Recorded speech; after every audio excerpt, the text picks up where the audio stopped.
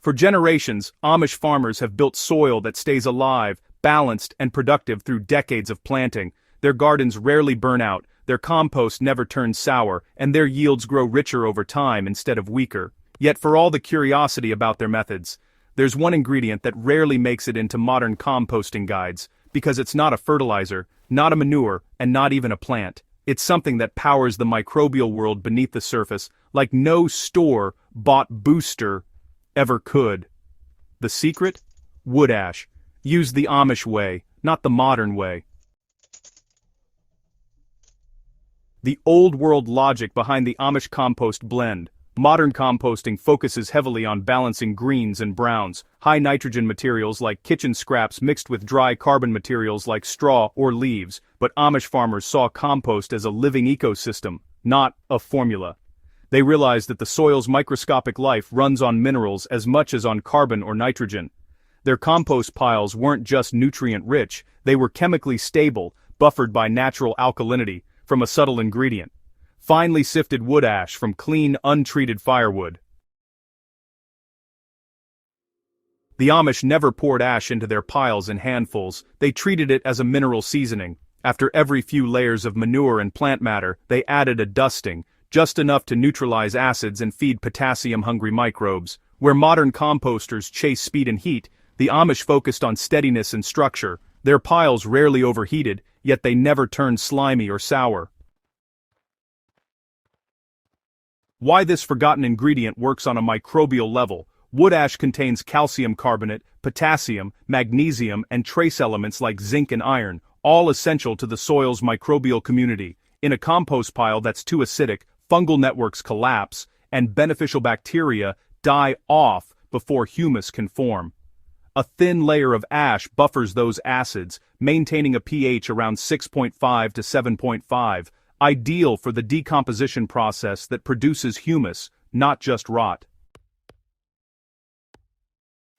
Here's where most modern gardeners go wrong. They treat compost as a closed system of greens and browns, but real decomposition, it actually depends on ionic balance. Without minerals, microbes can't build cell walls or regulate water. The Amish knew this instinctively. They used ash to restore what was burned away by fire. The very minerals that once fueled the trees now return to the compost heap, completing a perfect natural cycle.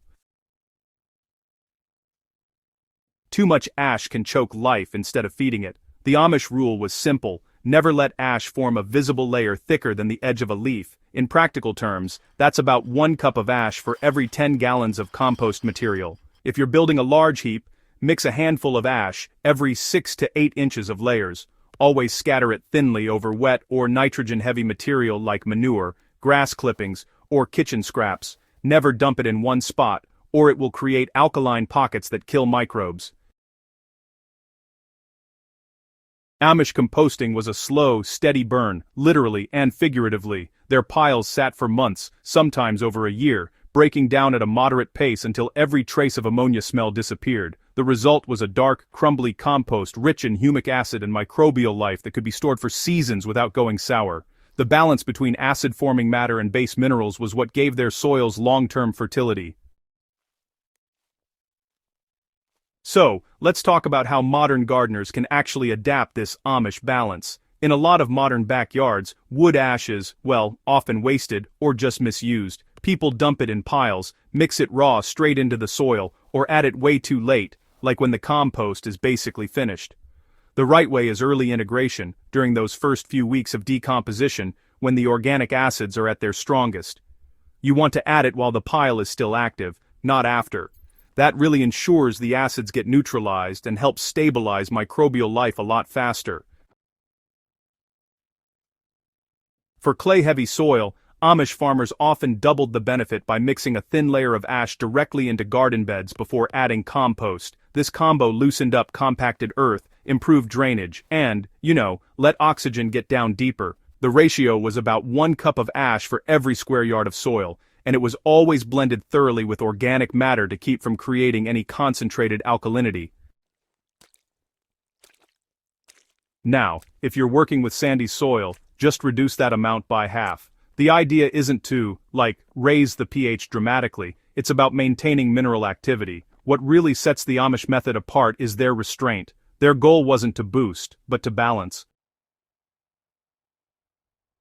So, why does this method still outperform modern fertilizers today? Well, commercial fertilizers deliver nutrients in fast, soluble forms. Sure, they might green up leaves quickly, but honestly, they don't rebuild the soil's mineral bank. On the other hand, Amish compost, that's enriched with wood ash, does both. The minerals in ash are slow release. They don't just wash away with rain or irrigation. Instead, they actually bind with organic acids in the compost to form stable compounds which feed plants gradually over time.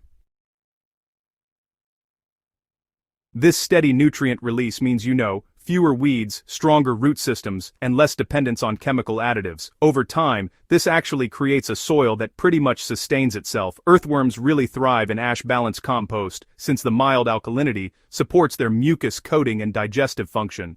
Fungal strands reappear, binding soil particles into aggregates that resist erosion. The real reason Amish compost works is that it actually mimics forest soil, where leaf litter, decaying wood, and mineral ash from fallen branches all coexist together. The system is closed, regenerative, and self-correcting, something synthetic fertilizers can never really replicate. The Amish didn't rely on scientific charts or NPK ratios. Instead, they observed the behavior of their soil and responded with patience and natural materials. In a world obsessed with compost accelerators and quick fixes, their secret ingredient teaches us something different. Compost isn't just about speed, it's about chemistry, balance, and respect for the soil's quiet metabolism. If you've been struggling with sour compost, poor aeration, or nutrient burnout, try the old method, just a pinch of clean wood ash at the right stage. The results won't come overnight, but what you'll build is real soil fertility that lasts through generations. If this guide helped you understand the deeper science behind living soil and traditional composting, share it with other serious gardeners and subscribe to Hydrohaven. Together, we'll keep uncovering the forgotten practices that make the soil stronger, the microbes happier, and your garden more alive than ever.